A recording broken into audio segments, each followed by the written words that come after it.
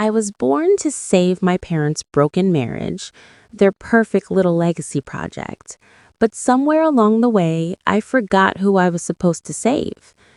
I built a life on silence, pretending to be the daughter, the wife, the woman everyone needed me to be, until one betrayal shattered it all.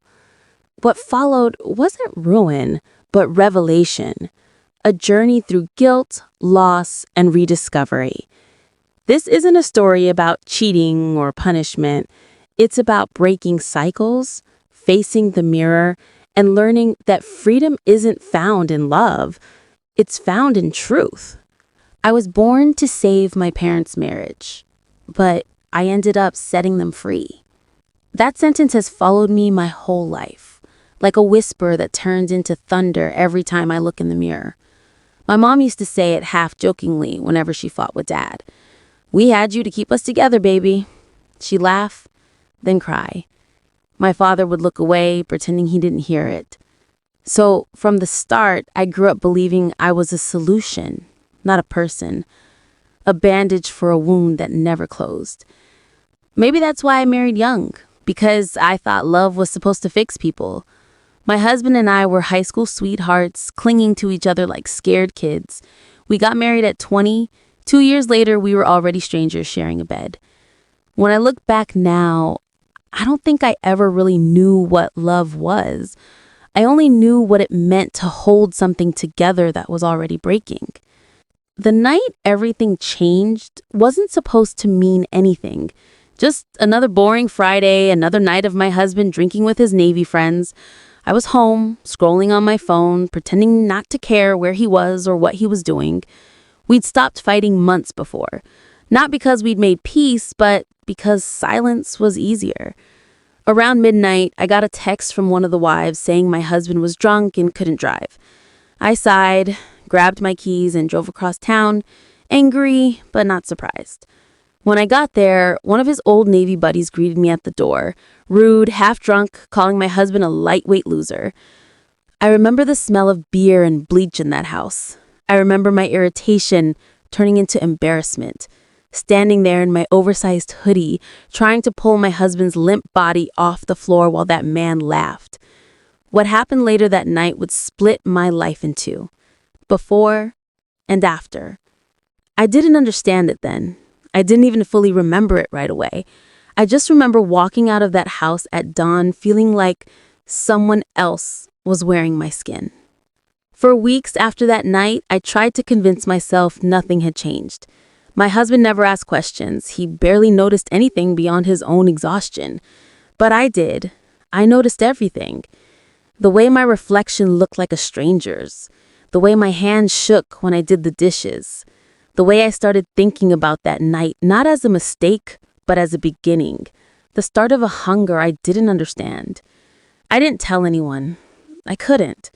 I buried it under chores, under laughter that didn't sound like mine, under late night showers where I cried quietly so my husband wouldn't hear. But secrets grow teeth. They start to bite from the inside out.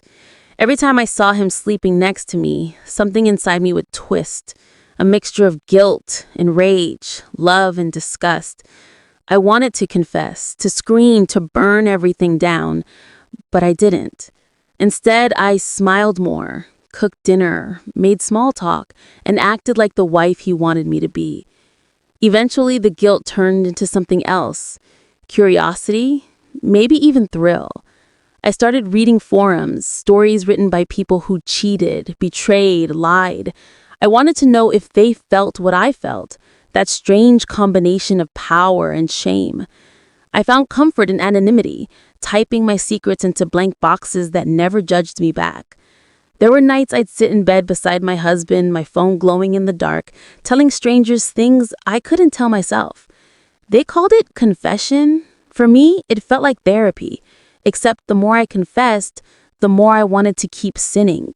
There's something intoxicating about being seen by people who don't know your name, about saying, "I did something terrible," and having someone reply, "You're not alone." That's how the spiral began. Guilt became my favorite drug. The more I hated myself, the more alive I felt. Then one night, months later, my husband came home earlier than usual.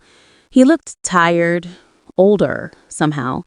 We hadn't touched in weeks, and when he tried to hold me, I froze. He didn't notice, or maybe he pretended not to.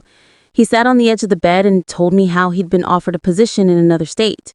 He said it could be a new start for us. I smiled and nodded, but inside, I was screaming. A new start. The words sounded like a cruel joke. How do you start over when you're not even sure who you are anymore? That night, as he slept, I stared at the ceiling and realized I'd been living a life that wasn't mine. I'd married because it was expected. I stayed because it looked good. I smiled because people said I should be happy. But inside, I was rotting. A child who'd been told her existence was supposed to fix things, now realizing she couldn't even fix herself. Sometimes I wonder if I ever really loved him, or if I just loved the idea of being loved. The truth is, I think I wanted him to save me the way I was once supposed to save my parents. I wanted him to fill the emptiness I didn't understand. But love doesn't heal you if you don't want to be healed. It only mirrors your brokenness. That's what happened to us. Two broken people pretending we were whole. And the more we pretended, the more the cracks widened until the truth started leaking out through every word we didn't say. I thought cheating had destroyed my marriage, but now I see it was already gone. What I did just tore the curtain down. It exposed the rot, the silence, the loneliness we'd both been hiding behind smiles and small talk. I wasn't born to save anyone. I was born to learn that sometimes saving means letting go. I started therapy because I didn't know what else to do. My husband had already taken the job in another state, and I told him I needed a few weeks to pack and clear my head. The truth was, I wasn't planning to follow him. At least, not yet. Maybe not ever.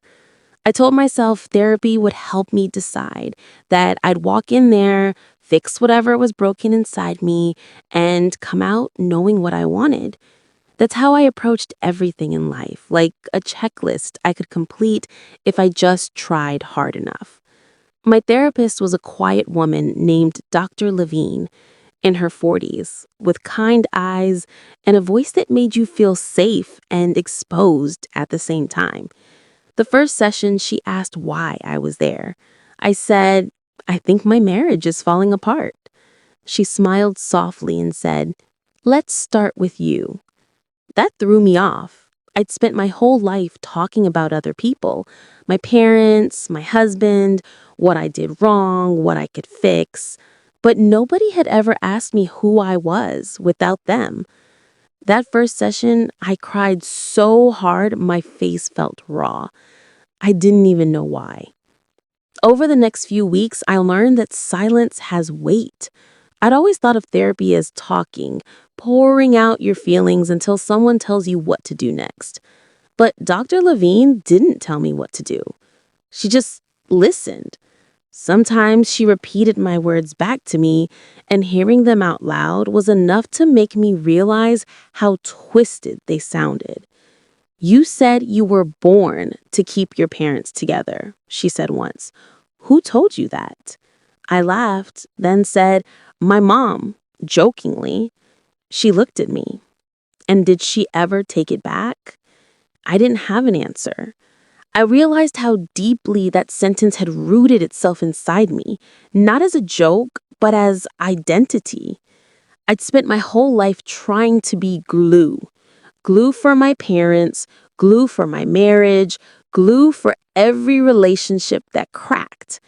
And glue gets used up. No one tells you that. The stronger you try to hold people together, the more you dissolve. That realization hit me like cold water. Sometimes therapy didn't feel like healing. It felt like tearing old scabs open. We talked about the night that started all of this. Not in detail, but enough for her to understand the shame I carried. You keep saying you let it happen, she said one day. But that night wasn't just about sex. It was about power, about rebellion. I stared at her. She was right. I hadn't been looking for pleasure that night. I'd been looking for control over my life, over the years of pretending, over the suffocation of being someone's wife, someone's daughter, someone's savior. For a few minutes, I'd felt seen, even if it was twisted and wrong. That realization terrified me. It meant my mistake wasn't random. It meant I was capable of choosing chaos when I couldn't stand order anymore. Therapy taught me something nobody ever told me. Sometimes the worst things you do make perfect sense once you understand the pain behind them. A few months in, my husband started calling again, asking when I'd join him. His voice sounded distant, polite, careful, like someone trying not to spook a wild animal. I told him I needed more time, that therapy was helping. What I didn't tell him was that I'd started seeing him differently, not as the man who betrayed me or disappointed me, but as someone who was also trapped in expectations, in family legacies, in the idea of what marriage should be. He wasn't my enemy, he was my mirror. We were both pretending to be adults who knew what love meant, but we were just two scared kids raised by broken people trying to rewrite the same story. Once, during a session, Dr. Levine asked, if you could go back to the night you got married, knowing everything you know now, would you still do it? I sat there for a long time, then said, quietly, no, I think I married him to save myself. She nodded. And now? I swallowed hard. Now I want to save myself by leaving. The last session before I left town was strangely peaceful. I sat in that small office, the hum of the air conditioner, feeling the silence, and realized I wasn't crying anymore. I wasn't healed, not even close, but I was awake. Dr. Levine asked what I wanted next. For the first time in my life, I didn't talk about anyone else. I said, I want to stop carrying everyone's happiness like it's my job. She smiled. That's a good start. I drove home and started packing, not for him, but for me. A week later, I called my husband and told him I wasn't coming. He didn't yell or beg. He just said, I figured. And for the first time in years, we were honest. No pretending, no rescuing, no saving. Just truth. Heavy, quiet, and freeing.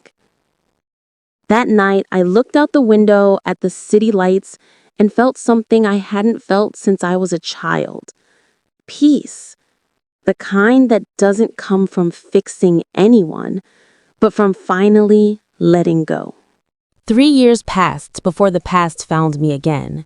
I had built a quiet life in Portland, a studio apartment above a coffee shop, a job I didn't love but didn't hate, plants that lived longer than most of my relationships. I'd stopped wearing my wedding ring a long time ago. The divorce papers had been signed, filed, and forgotten.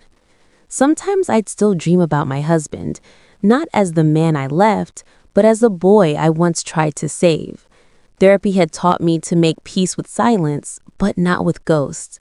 The past has a strange way of pretending it's gone until one day it knocks on your door, or in my case, sends you a message.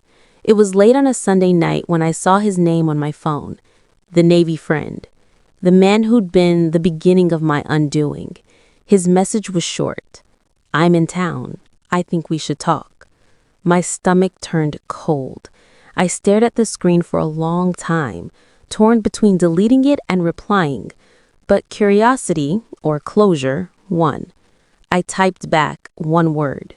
When? We met the next evening in a diner by the river, the kind of place where time feels slower and nobody asks questions. He looked older, rougher. Life had taken something from him too. When he saw me, he gave a small, uncertain smile. For a moment, I didn't recognize him. He wasn't the man I remembered from that night. He looked tired, his eyes softer, his voice quieter. Didn't think you'd come, he said. I told him I wasn't sure I should have. We sat there for a while, two people bound by a secret neither of us fully understood. He told me he'd moved to the East Coast after that night, got married, then divorced, then found religion for a bit before losing it again. He laughed, but it wasn't funny. I think about that night sometimes, he said, looking down at his coffee. I wonder what really happened. I froze. My first instinct was to shut down, to leave, but I didn't. I had spent years burying that night under layers of guilt and justification. Maybe it was time to finally exhume it. For the first time, I told him how I remembered it, not the way it played out physically, but emotionally. I told him about my exhaustion, my loneliness, the way I'd felt cornered by my own life. I told him how I'd walked out of that house feeling dirty and powerful at the same time, and how that confusion had haunted me ever since. He listened, eyes fixed on the table. When I finished, he took a deep breath and said, I was angry that night. Not at you, at him, at the world. I drank too much, said things I shouldn't have.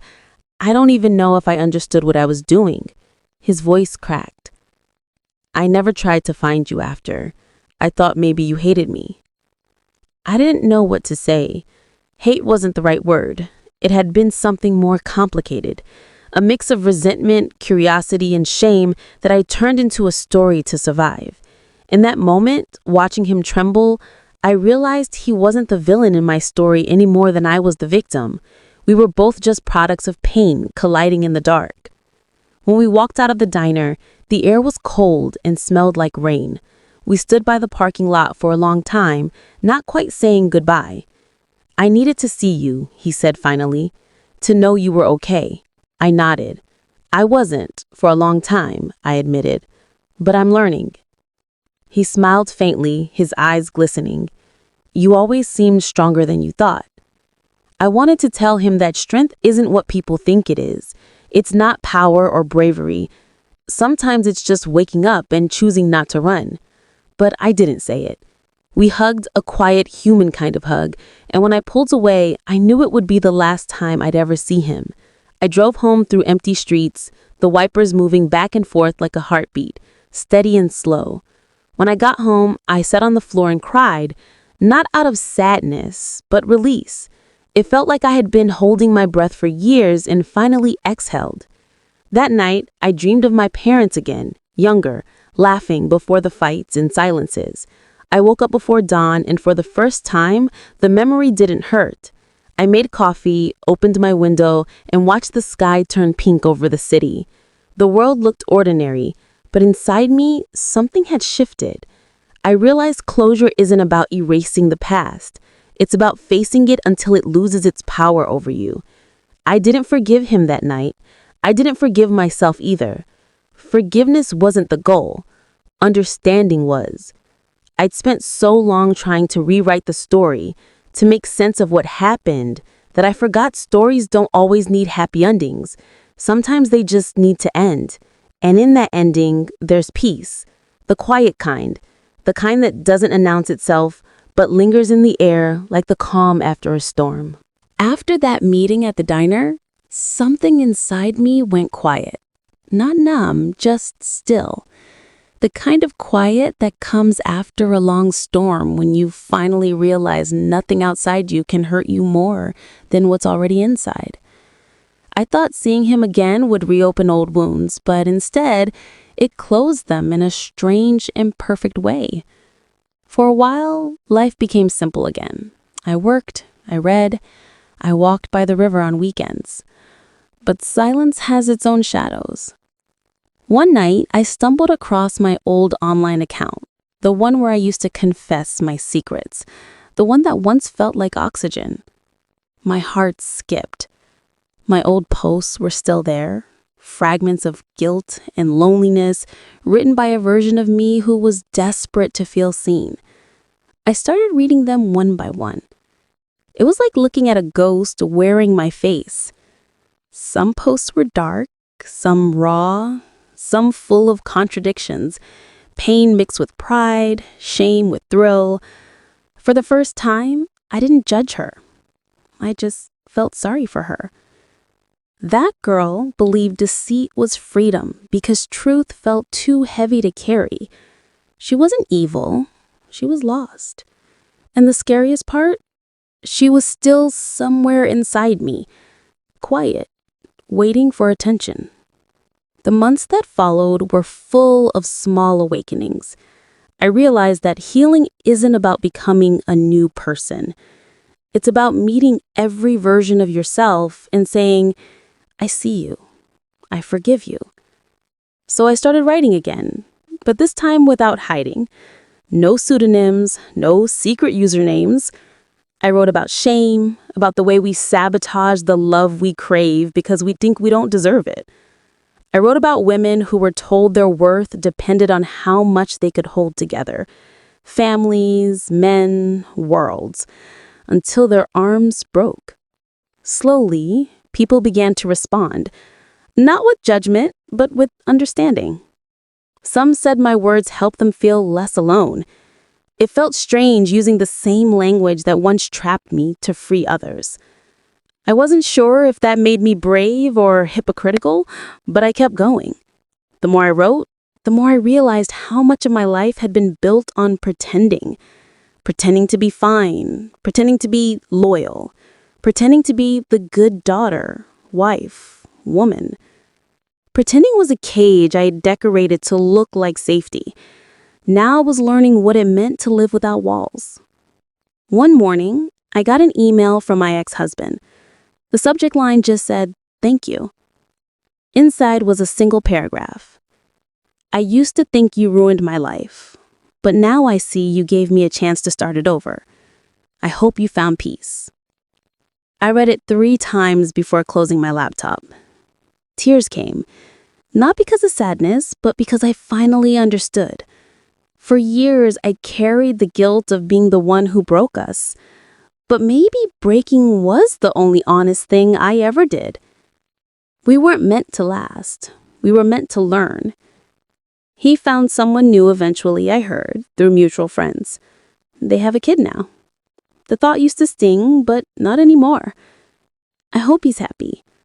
I hope the new version of him isn't haunted by the same ghosts.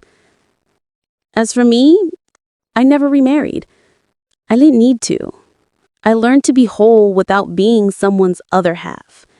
That's something nobody ever taught me. That solitude isn't punishment. It's peace earned through pain. In the last session I ever had with Dr. Levine, she said something I didn't fully grasp until years later. Healing doesn't mean erasing your story, she told me. It means learning to carry it without letting it crush you.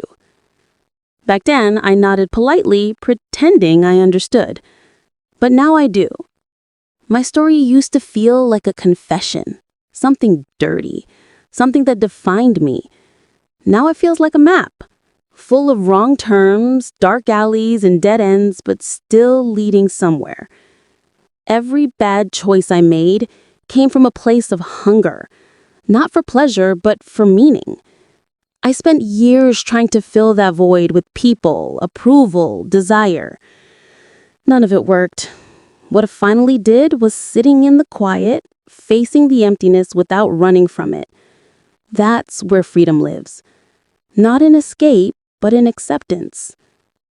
I think that's what my parents never learned.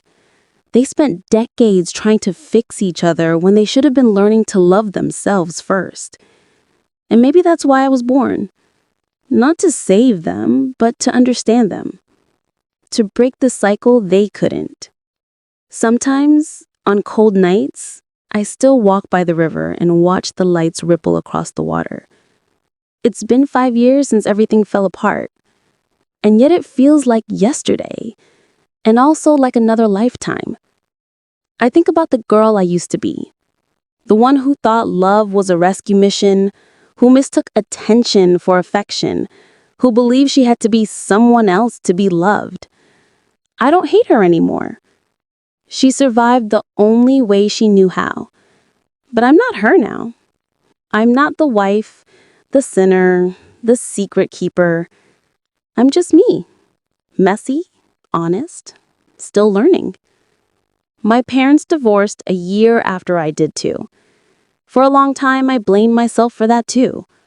But now I see that maybe, in my own broken way, I gave them permission to be honest too. I set them free. And in doing so, I finally set myself free. I was born to save my parents' marriage, but I ended up setting them free. That line used to sound like a curse. Now it feels like truth. Painful, raw, but beautiful. Some stories don't end with redemption. They end with understanding. And that's enough.